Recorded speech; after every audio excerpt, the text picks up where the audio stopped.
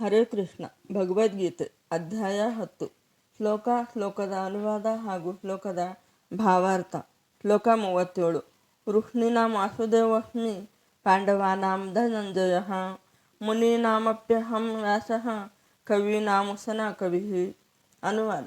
ವೃಷ್ಣಿ ವಂಶದವರಲ್ಲಿ ನಾನು ವಾಸುದೇವ, ಪಾಂಡವರಲ್ಲಿ ನಾನು ಅರ್ಜುನ, ಋಷಿಗಳಲ್ಲಿ ನಾನು ವ್ಯಾಸ, ಮಹಾಚಿಂತಕರಲ್ಲಿ ನಾನು ಉಸನ. ಭಾವಾರ್ಥ. ಕೃಷ್ಣನು ದೇವೋತ್ತಮ ಪರಮಪುರುಷನು. ಬಲದೇವನು ಅವನ ಮೊದಲ ವಿಸ್ತರಣೆ. ಕೃಷ್ಣನು ಬಲದೇವನು ವಸುದೇವನ ಮಕ್ಕಳಾಗಿ ಕಾಣಿಸಿಕೊಂಡರು. ಆದುದರಿಂದ ಇಬ್ಬರನ್ನೂ ವಾಸುದೇವ ಎಂದು ಕರೆಯಬಹುದು. ಇನ್ನೊಂದು ದೃಷ್ಟಿಯಿಂದ ನೋಡಿದರೆ ಕೃಷ್ಣನು ವೃಂದಾವನವನ್ನು ಬಿಡುವುದೇ ಇಲ್ಲವಾದುದರಿಂದ ಬೇರೆಡೆ ಕಾಣುವ ಕೃಷ್ಣ ಸ್ವರೂಪಗಳೆಲ್ಲ ಅವನ ವಿಸ್ತರಣೆಗಳೇ. ವಾಸುದೇವನು ಕೃಷ್ಣನ ಮೊದಲ ವಿಸ್ತರಣೆ. ಆದುದರಿಂದ ವಾಸುದೇವನು ಕೃಷ್ಣನಿಗಿಂತ ಬೇರೆಯಲ್ಲ. ಈ ಶ್ಲೋಕದಲ್ಲಿ ಹೆಸರಿಸಿರುವ ವಾಸುದೇವನು ಬಲದೇವ ಅಥವಾ ಬಲರಾಮ ಎಂದು ತಿಳಿಯಬೇಕು, ಏಕೆಂದರೆ ಅವನು ಎಲ್ಲ ಅವತಾರಗಳ ಆದಿಮೂಲ. ಆದುದರಿಂದ ವಾಸುದೇವನಿಗೆ ಅವನು ಏಕಮಾತ್ರ ಮೂಲ ಎಂದು ಅರಿತುಕೊಳ್ಳಬೇಕು. ಪ್ರಭುವಿನ ನಿಕಟ ವಿಸ್ತರಣೆಗಳಿಗೆ ಸ್ವಾಂಶ ಎಂದು ಹೆಸರು. ವಿಭಿನ್ನಾಂಶ ಎಂದು ಕರೆಯುವ ವಿಸ್ತರಣೆಗಳು ಇವೆ.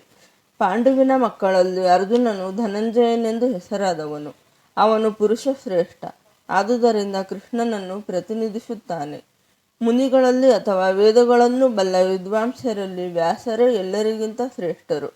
ಏಕೆಂದರೆ ಈ ಕಲಿಯುಗದಲ್ಲಿ ಜನಸಾಮಾನ್ಯರಿಗೂ ವೇದಗಳು ತಿಳಿಯಲೆಂದು ವೇದಗಳನ್ನು ಬೇರೆ ಬೇರೆ ರೀತಿಗಳಲ್ಲಿ ವಿವರಿಸಿದ ವ್ಯಾಸರು ಕೃಷ್ಣನ ಅವತಾರವೆಂದು ಪ್ರಸಿದ್ಧ. ಆದುದರಿಂದ ವ್ಯಾಸರು ಕೃಷ್ಣನ ಪ್ರತಿನಿಧಿ. ಯಾವುದಾದರೂ ವಿಷಯವನ್ನು ಕೂಲಂಕುಷವಾಗಿ ಯೋಚಿಸಬಲ್ಲವರು ಕವಿಗಳು. ಕವಿಗಳಲ್ಲಿ ಉಸನ. ಶುಕ್ರಾಚಾರ್ಯರು ದಾನವರ ಗುರು. ಅವರು ಬಹು ಬುದ್ಧಿವಂತರು, ದೂರದೃಷ್ಟಿಯ ರಾಜನೀತಿಜ್ಞರು. ಆದುದರಿಂದ ಶುಕ್ರಾಚಾರ್ಯರು ಕೃಷ್ಣನ ಮಹಿಮೆಯ ಮತ್ತೊಬ್ಬ ಪ್ರತಿನಿಧಿ. ಶ್ಲೋಕ 38. ದಂಡೋ ದಮಯತಾಮಸ್ಮಿ ನೀತಿರಸ್ಮಿ ಜಿಗೀಷತಾಂ ಮೌನಂ ಚೈವಾಸ್ಮಿ ಗುಹ್ಯಾನಾಂ ಜ್ಞಾನಂ ಜ್ಞಾನವತಾಮಹಂ. ಅನುವಾದ. ಶಾಸನ ಅವಿಧೇಯತೆಯನ್ನು ದಮನ ಮಾಡುವ ರೀತಿಗಳಲ್ಲಿ ನಾನು ಶಿಕ್ಷೆ, ಜಯವನ್ನು ಅರಸುವವರಲ್ಲಿ ನಾನು ನೀತಿ, ಗುಹ್ಯ ವಿಷಯಗಳಲ್ಲಿ ನಾನು ಮೌನ, ಜ್ಞಾನಿಗಳ ಜ್ಞಾನ ನಾನು. ಭಾವಾರ್ಥ. ದಮನ ಮಾಡುವ ಸಾಧನಗಳು ಹಲವು. ಇವುಗಳಲ್ಲಿ ದುಷ್ಕರ್ಮಿಗಳನ್ನು ಕತ್ತರಿಸಿ ಹಾಕುವ ಸಾಧನೆಗಳು ತುಂಬ ಮುಖ್ಯವಾದವು. ದುಷ್ಕರ್ಮಿಗಳನ್ನು ಶಿಕ್ಷಿಸಿದಾಗ ಶಿಕ್ಷೆಯ ಸಾಧನವು ಕೃಷ್ಣನ ಪ್ರತಿನಿಧಿ. ಯಾವುದಾದರೂ ಕಾರ್ಯಕ್ಷೇತ್ರದಲ್ಲಿ ವಿಜಯವನ್ನು ಸಾಧಿಸಲು ಪ್ರಯತ್ನಿಸುವವರ ನಡುವೆ ಅತ್ಯಂತ ಜಯಶಾಲಿ ಅಂಶ ನೀತಿ, ಶ್ರವಣ, ಚಿಂತನ ಮತ್ತು ಧ್ಯಾನ. ಈ ಗುಹ್ಯ ಚಟುವಟಿಕೆಗಳಲ್ಲಿ ಮೌನವೇ ತುಂಬ ಮುಖ್ಯ. ಏಕೆಂದರೆ ಮೌನದಿಂದ ಮನುಷ್ಯನು ಬಹು ಶೀಘ್ರವಾಗಿ ಮುಂದುವರಿಯಬಲ್ಲ. ಜಡವಸ್ತು ಮತ್ತು ಚೇತನ ಇವುಗಳ ನಡುವೆ ಭಗವಂತನ ಮೇಲ್ಮಟ್ಟದ ಮತ್ತು ಕೆಳಮಟ್ಟದ ಪ್ರಕೃತಿಗಳ ನಡುವೆ ವ್ಯತ್ಯಾಸವನ್ನು ಕಾಣಬಲ್ಲವನು ಜ್ಞಾನಿ. ಇಂತಹ ಜ್ಞಾನವು ಸ್ವಯಂ ಕೃಷ್ಣನೇ. ಶ್ಲೋಕ 39. ಯಚ್ಚಾಪಿ ಸರ್ವಭೂತಾನಾಂ ಬೀಜಂ ತದಹಮರ್ಜುನ ನ ತದಸ್ತಿ ವಿನಾ ಯತ್ಸ್ಯಾನ್ಮಯ ಭೂತಂ ಚರಾಚರಂ. ಅನುವಾದ. ಅರ್ಜುನ, ಇದಲ್ಲದೆ ನಾನು ಎಲ್ಲ ಅಸ್ತಿತ್ವಗಳನ್ನು ಉತ್ಪಾದಿಸುವ ಬೀಜ. ನಾನಿಲ್ಲದೆ ಚರಾಚರವಾದದ್ದು ಯಾವುದೂ ಇರಲು ಸಾಧ್ಯವಿಲ್ಲ. ಭಾವಾರ್ಥ. ಪ್ರತಿಯೊಂದಕ್ಕೂ ಒಂದು ಕಾರಣವಿದೆ. ಆ ಅಭಿವ್ಯಕ್ತಿಯ ಕಾರಣ ಅಥವಾ ಬೀಜವು ಕೃಷ್ಣ. ಕೃಷ್ಣನ ಶಕ್ತಿ ಇಲ್ಲದೆ ಏನೂ ಇರಲು ಸಾಧ್ಯವಿಲ್ಲ. ಆದುದರಿಂದ ಅವನನ್ನು ಸರ್ವಶಕ್ತ ಎಂದು ಕರೆಯುತ್ತಾರೆ. ಅವನ ಶಕ್ತಿ ಇಲ್ಲದೆ ಚಲಿಸುವುದಾಗಲಿ ಚಲಿಸದೇ ಇರುವುದಾಗಲಿ ಇರಲು ಸಾಧ್ಯವಿಲ್ಲ. ಕೃಷ್ಣನ ಶಕ್ತಿಯ ಆಧಾರವಿಲ್ಲದ ಯಾವುದೇ ಅಸ್ತಿತ್ವವನ್ನು ಮಾಯೆ ಎಂದು ಕರೆಯುತ್ತಾರೆ. ಶ್ಲೋಕ 40. ನಾಂತೋಸ್ತಿ ಮಮ ದಿವ್ಯಾನಾಂ ವಿಭೂತಿನಾಂ ಪರಂತಪ ಯಶಸ್ತುದ್ದೇಶತಃ ಪ್ರೋಕ್ತೋ ವಿಭೂತೇರ್ವಿಸ್ತರೋ ಮಯ. ಅನುವಾದ. ಶತ್ರು ವಿಜೇತನಾದ ಅರ್ಜುನನೇ, ನನ್ನ ದೈವಿ ಅಭಿವ್ಯಕ್ತಿಗಳಿಗೆ ಕೊನೆಯೇ ಇಲ್ಲ. ನಾನು ನಿನಗೆ ಹೇಳಿರುವುದು ನನ್ನ ಅನಂತ ಸಿರಿಗಳ ಒಂದು ಸೂಚನೆ ಅಷ್ಟೆ. ಭಾವಾರ್ಥ. ವೇದ ಸಾಹಿತ್ಯದಲ್ಲಿ ಹೇಳಿರುವಂತೆ ಪರಮನ ಸಿರಿಗಳನ್ನು ಮತ್ತು ಶಕ್ತಿಗಳನ್ನು ವಿವಿಧ ರೀತಿಗಳಲ್ಲಿ ತಿಳಿದುಕೊಂಡರೂ ಅರ್ಥ ಮಾಡಿಕೊಳ್ಳುತ್ತಾರೆ. ಇಂತಹ ಸಿರಿಗಳಿಗೆ ಮಿತಿಯಿಲ್ಲ. ಆದುದರಿಂದ ಎಲ್ಲ ಸಿರಿಗಳನ್ನು ಶಕ್ತಿಗಳನ್ನು ವಿವರಿಸಲು ಸಾಧ್ಯವಿಲ್ಲ. ಅರ್ಜುನನ ಕುತೂಹಲವನ್ನು ತಣಿಸಲು ಕೆಲವೇ ನಿದರ್ಶನಗಳನ್ನು ವರ್ಣಿಸಿದೆ. ಶ್ಲೋಕ 41. ಯದ್ಯದ್ ವಿಭೂತಿಮತ್ಸತ್ವಂ ಶ್ರೀಮಧುರ್ಜಿತಮೇವ ವಾ ತತ್ತದೇವಾವಗಚ್ಚತ್ವಂ ಮಮ ತೇಜೋಂಸ ಸಂಭವಂ. ಅನುವಾದ: ಎಲ್ಲ ಶ್ರೀಮಂತವಾದ, ಸುಂದರವಾದ ಮತ್ತು ಉಜ್ವಲವಾದ ಸೃಷ್ಟಿಗಳು ನನ್ನ ವೈಭವದ ಒಂದು ಕಿಡಿಯಿಂದ ಮೂಡಿಬಂದಿವೆ ಎಂದು ತಿಳಿ. ಭಾವಾರ್ಥ: ಒಂದು ತೇಜಸ್ವಿ ಅಥವಾ ಸುಂದರ ಅಸ್ತಿತ್ವವು ಆಧ್ಯಾತ್ಮಿಕ ಜಗತ್ತಿನಲ್ಲಿರಬಹುದು ಅಥವಾ ಭೌತಿಕ ಜಗತ್ತಿನಲ್ಲಿ ಇರಬಹುದು. ಅದು ಕೃಷ್ಣನ ಸಂಪತ್ತಿನ ಒಂದು ಸಣ್ಣ ಅಭಿವ್ಯಕ್ತಿ ಎಂದು ತಿಳಿಯಬೇಕು. ಅಸಾಧಾರಣ ಶ್ರೀಮಂತಿಕೆಯ ಯಾವ ವಸ್ತುವನ್ನಾದರೂ ಕೃಷ್ಣನ ಸಿರಿಯ ಪ್ರತಿನಿಧಿ ಎಂದು ತಿಳಿಯಬೇಕು. ಶ್ಲೋಕ 42. ಅಥವಾ ಬಹುನೈತೇನ ಕಿಂ ಜ್ಞಾತೇನ ತವಾರ್ಜುನ ವಿಷ್ಟಭ್ಯಾಹಮಿದಂ ಕೃತ್ಸ್ನ ಮೇಕಾಂಶೇನ ಸ್ಥಿತೋ ಜಗತ್. ಅನುವಾದ: ಅರ್ಜುನ, ಈ ವಿವರವಾದ ಜ್ಞಾನದ ಅಗತ್ಯವೇನು?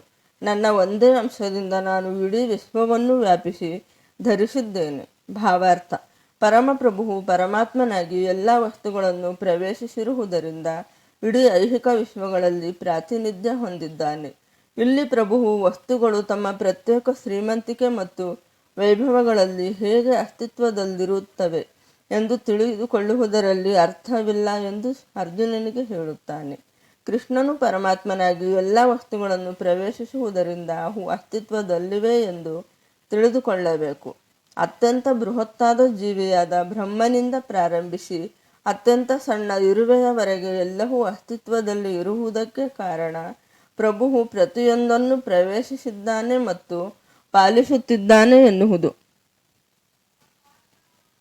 ಯಾವ ದೇವತೆಯನ್ನು ಪೂಜಿಸಿದರೂ ಅದು ಮನುಷ್ಯನನ್ನು ದೇವೋತ್ತಮ ಪರಮಪುರುಷನ ಬಳಿಗೆ ಅಥವಾ ಪರಮ ಗುರಿಯೆಡೆಗೆ ಕೊಂಡೊಯ್ಯುತ್ತದೆ ಎಂದು ಒಂದೇ ಸಮನೆ ಪ್ರತಿಪಾದಿಸುವ ಧರ್ಮ ಸಂಸ್ಥೆಯೊಂದಿದೆ. ಆದರೆ ಇಲ್ಲಿ ದೇವತೆಗಳ ಪೂಜೆಯನ್ನು ಸ್ವಲ್ಪವೂ ಪ್ರೋತ್ಸಾಹಿಸಿಲ್ಲ, ಏಕೆಂದರೆ ಬ್ರಹ್ಮ ಮತ್ತು ಶಿವನಂತಹ ದೇವತೆಗಳು ಸಹ ಪರಮಪ್ರಭುವಿನ ಸಿರಿಯ ಒಂದು ಭಾಗದ ಪ್ರತಿನಿಧಿಗಳು ಮಾತ್ರ. ಜನ್ಮ ತಾಳಿದ ಎಲ್ಲರಿಗೂ ಅವನೇ ಮೂಲ, ಅವನಿಗಿಂತ ದೊಡ್ಡವರೂ ಇಲ್ಲ. ಅವನು ಅಸಮೌರ್ಧ್ವ, ಹೀಗೆಂದರೆ ಅವನಿಗಿಂತ ಶ್ರೇಷ್ಠರು ಅಥವಾ ಅವನಿಗೆ ಸಮನಾದವರು ಯಾರೂ ಇಲ್ಲ. ಶ್ರೀಕೃಷ್ಣನನ್ನು ದೇವತೆಗಳ ವರ್ಗದಲ್ಲಿ ಅವರು ಬ್ರಹ್ಮ ಅಥವಾ ಶಿವ ಆದರೂ ಸಹ ಪರಿಗಣಿಸಿದರೆ ಅಂತಹ ಮನುಷ್ಯನು ಕೂಡಲೇ ನಾಸ್ತಿಕನಾಗುತ್ತಾನೆ ಎಂದು ಪದ್ಮಪುರಾಣದಲ್ಲಿ ಹೇಳಿದೆ. ಯಾರಾದರೂ ಕೃಷ್ಣನ ಸಾಮರ್ಥ್ಯದ ಸಿರಿಗಳ ಮತ್ತು ವಿಸ್ತರಣಗಳ ಬೇರೆ ಬೇರೆ ವರ್ಣನೆಗಳನ್ನು ಅಧ್ಯಯನ ಮಾಡಿದರೆ ನಿಸ್ಸಂದೇಹವಾಗಿಯೂ ಆತನು ಪ್ರಭು ಶ್ರೀಕೃಷ್ಣನ ಸ್ಥಾನವನ್ನು ಅರ್ಥ ಮಾಡಿಕೊಳ್ಳಬಹುದು ಮತ್ತು ತನ್ನ ಮನಸ್ಸನ್ನು ನಿಶ್ಚಲವಾಗಿ ಕೃಷ್ಣ ಪ್ರಜ್ಞೆಯಲ್ಲಿ ನಿಲ್ಲಿಸಬಹುದು. ಪ್ರಭುವಿನ ಆಂಶಿಕ ಪ್ರತಿನಿಧಿಯಾದ ಪರಮಾತ್ಮನು ಅಸ್ತಿತ್ವದಲ್ಲಿರುವ ಪ್ರತಿಯೊಂದು ವಸ್ತುವನ್ನು ಪ್ರವೇಶಿಸುತ್ತಾನೆ. ಇದರಿಂದ ಪ್ರಭುವು ಸರ್ವಾಂತರ್ಯಾಮಿ. ಆದ್ದರಿಂದ ಪರಿಶುದ್ಧ ಭಕ್ತರು ತಮ್ಮ ಮನಸ್ಸುಗಳನ್ನು ಪೂರ್ಣ ಭಕ್ತಿ ಸೇವೆಯಲ್ಲಿ ಕೃಷ್ಣ ಪ್ರಜ್ಞೆಯಲ್ಲಿ ಕೇಂದ್ರೀಕರಿಸುತ್ತಾರೆ. ಆದುದರಿಂದ ಅವರು ಸದಾ ದಿವ್ಯ ಸ್ಥಿತಿಯಲ್ಲಿ ಇರುತ್ತಾರೆ. ಈ ಅಧ್ಯಾಯದ 8ರಿಂದ 11ನೆಯ ಶ್ಲೋಕಗಳಲ್ಲಿ ಕೃಷ್ಣನ ಭಕ್ತಿ ಸೇವೆ ಮತ್ತು ಪೂಜೆಗಳನ್ನು ಬಹು ಸ್ಪಷ್ಟವಾಗಿ ಸೂಚಿಸಿದೆ. ಪರಿಶುದ್ಧ ಭಕ್ತಿ ಸೇವೆಯ ಮಾರ್ಗವೇ ಅದು. ದೇವೋತ್ತಮ ಪರಮಪುರುಷನ ಸಹವಾಸದ ಅತ್ಯುನ್ನತ ಭಕ್ತಿಯ ಪರಿಪೂರ್ಣತೆಯನ್ನು ಸಾಧಿಸುವುದು ಹೇಗೆ ಎನ್ನುವುದನ್ನು ವಿವರವಾಗಿ ಈ ಅಧ್ಯಾಯದಲ್ಲಿ ವಿವರಿಸಿದೆ. ಕೃಷ್ಣನಿಂದ ಬಂದ ಗುರು ಶಿಷ್ಯ ಪರಂಪರೆಯಲ್ಲಿ ಒಬ್ಬ ಮಹಾನ್ ಆಚಾರ್ಯರಾದ ಶ್ರೀ ಬಲದೇವ ವಿದ್ಯಾಭೂಷಣರು ಈ ಅಧ್ಯಾಯದ ಮೇಲಿನ ತಮ್ಮ ವ್ಯಾಖ್ಯಾನವನ್ನು ಈ ಮಾತುಗಳಿಂದ ಮುಗಿಸುತ್ತಾರೆ. ಯಚ್ಛಕ್ತಿ ಲೇಸಾತ್ ಸೂರ್ಯಾದ್ಯ ಭವಂತ್ಯುಗ್ರ ತೇಜಸಃ ಯದಂಶೇನ ಧೃತಂ ವಿಶ್ವಂ ಸ ಕೃಷ್ಣೋ ದಶಮೇರ್ಚ್ಯತೆ. ಪ್ರಬಲನಾದ ಸೂರ್ಯನು ಸಹ ತನ್ನ ಶಕ್ತಿಯನ್ನು ಶ್ರೀಕೃಷ್ಣನ ಮಹಾಶಕ್ತಿಯಿಂದ ಪಡೆಯುತ್ತಾನೆ. ಕೃಷ್ಣನ ಆಂಶಿಕ ವಿಸ್ತರಣವು ಇಡೀ ಜಗತ್ತನ್ನು ಪಾಲಿಸುತ್ತದೆ. ಆದುದರಿಂದ ಶ್ರೀಕೃಷ್ಣನು ಪೂಜಾರ್ಹನು. ಇಲ್ಲಿಗೆ ಶ್ರೀಮದ್ ಭಗವದ್ಗೀತೆಯ ಶ್ರೀ ಭಗವಂತನ ಐಶ್ವರ್ಯ ಎಂಬ 10ನೆಯ ಅಧ್ಯಾಯದ ಭಕ್ತಿ ವೇದಾಂತ ಭಾವಾರ್ಥವು ಮುಗಿಯಿತು. ಹರೇ ಕೃಷ್ಣ.